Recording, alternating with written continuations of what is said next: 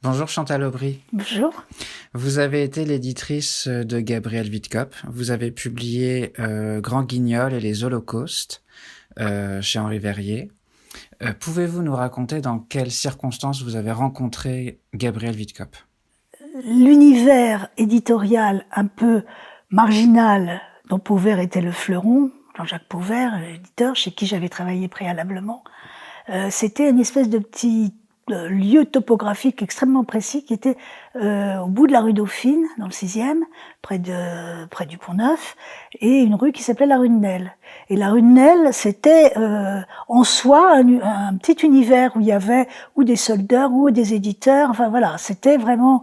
Et donc, c'est presque, j'ai le sentiment après coup, que c'était naturel qu'elle passe du 8 rue de Nesle, qui étaient les éditions Jean-Jacques Pauvert, aux 12 rue de Nesle, où moi j'ai officié quelques années après. Mais il y a aussi une logique plus évidente, c'est que elle avait été éditée en 72 par Régine Deforges, et que Pauvert, Régine et moi qui émergeais vaguement, etc. Il y avait une espèce de logique à ça. Par ailleurs, j'ai jamais su d'ailleurs. J'essaye de me le remémorer, c'est peut-être ma mémoire qui est défaillante, mais comment elle nous a trouvés, parce qu'en fait c'est ça, un beau jour elle a débarqué au 12 rue de Nesle, et s'en est suivi l'histoire animée, mais comment dire, jolie quoi, une belle histoire que j'ai eue avec elle, de courte durée, mais une belle histoire bien animée quand même, voilà. Elle est arrivée avec son manuscrit sous le bras, c'est ça? Quasiment. Ouais, je ne saurais pas vous dire exactement le détail des circonstances, mais elle cherchait un éditeur. Voilà, elle cherchait un éditeur. Et à cet égard, je voudrais peut-être tout de suite vous resituer les choses, c'est-à-dire même à partir du nécrophile, parce qu'il se trouve qu'ayant travaillé chez Pauvert, et il a été un grand homme pour moi, il a été un de mes grands hommes, je dois le reconnaître, quelques 40 ans après, j'ai fait un livre qui s'appelle Pauvert l'irréductible, et où je parle de Gabriel, justement, à un moment. Le nécrophile, publié dès 72 à l'enseigne de Régine Deforges, a noté que Pauvert refusera à l'auteur un manuscrit intitulé L'idée fixe ou la passion du puritain, et c'est chez Christian Bourgois qu'elle publiera en 75 ce qui sera considéré comme son plus beau livre, c'est du moins mon avis, La mort de C, suivi de Le puritain passionné. Alors, je commande Witkop, une erreur de GJP. À noter également que Jean-François Revel, à qui elle avait envoyé le 27 septembre 67 un manuscrit intitulé Les Bonnes Sœurs, n'avait pas donné suite. BNF, Archives Revel. Dernier paradoxe à la Pauvert, en 1998, il donnera au nécrophile une préface au reste assez paresseuse, faite de citations, celle d'un article d'Hubert Join, paru dans Combat, et d'un autre non signé dans Actuel, dans le cadre de la collection Lectures amoureuses qu'il dirigera à la Musardine de 97 à 2007. Donc voilà, là, je tenais à rétablir un peu, et vous me posiez la question sur les raisons pour lesquelles Pauvert n'avait pas édité Gabriel et l'avait passé d'une certaine manière à Régine. Je pense que c'était, même s'il avait affaire à une femme-homme misogyne, c'était sa propre misogynie à lui. Et peut-être même qu'elle lui faisait un peu peur, déjà. Voilà. Mais voilà, intuitivement, oui, c'était plus de l'ordre viscéral que de l'ordre du réflexe éditeur pur. Une incompatibilité entre les deux. Voilà. Mais là, il loupait quelque chose quand même. Oui. Hein. ça aurait eu de la gueule chez Pauvert quand même. Hein, voilà. Vous pensez qu'elle était réellement misogyne, Gabrielle Witkop? Alors moi, j'ai échappé à sa misogynie.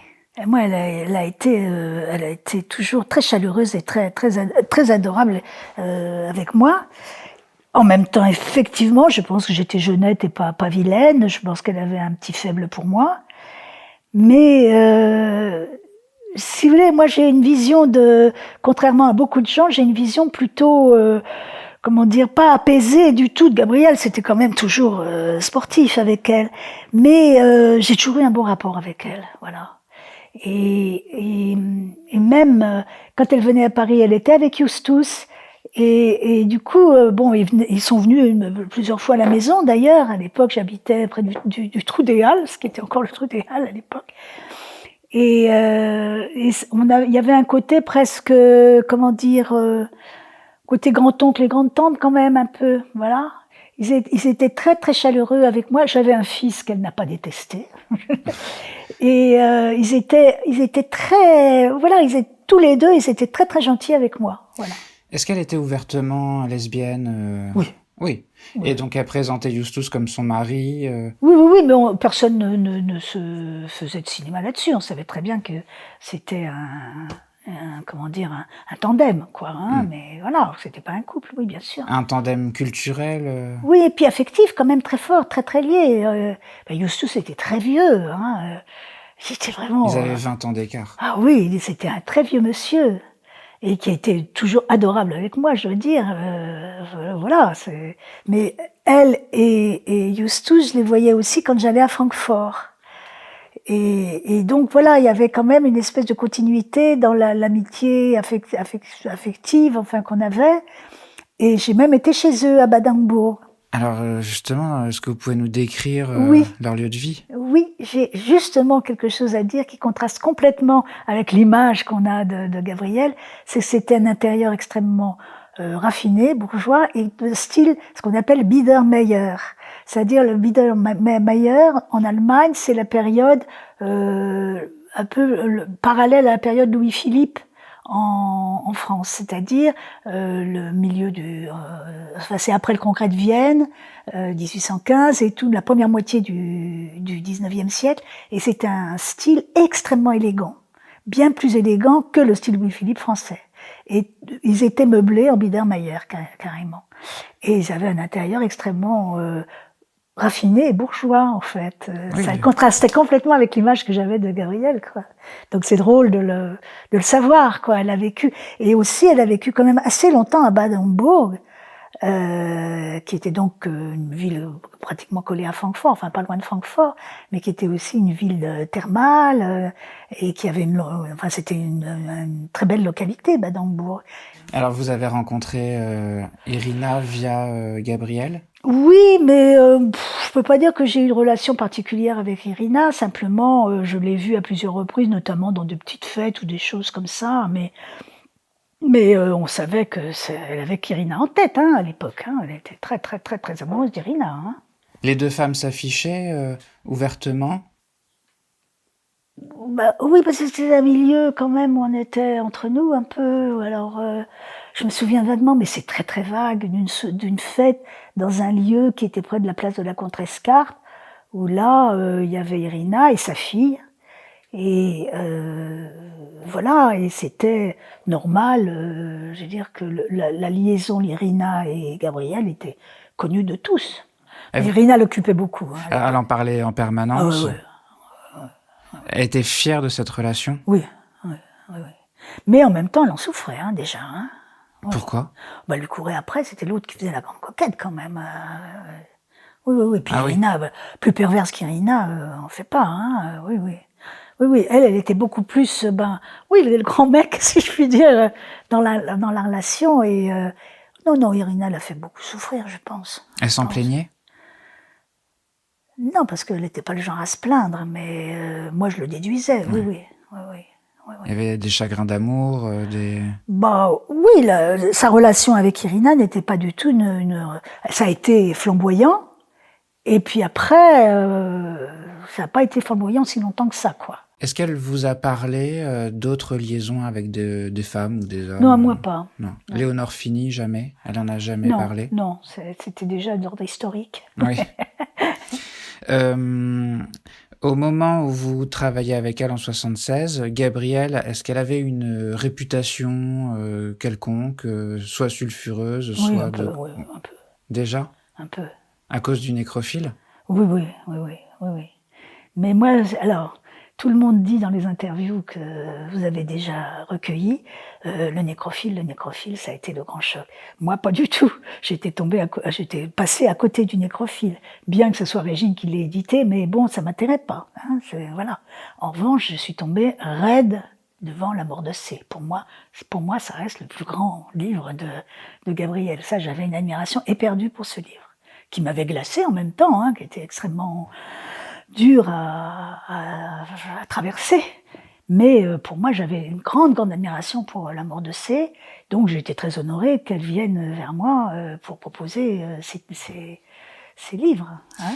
Et La mort de C, alors c'est publié en 1975. Voilà. Elle vient vous voir en 1976. Ouais. Est-ce qu'elle vous a parlé de sa relation avec Christian Bourgois? Pourquoi? Non, pas du tout.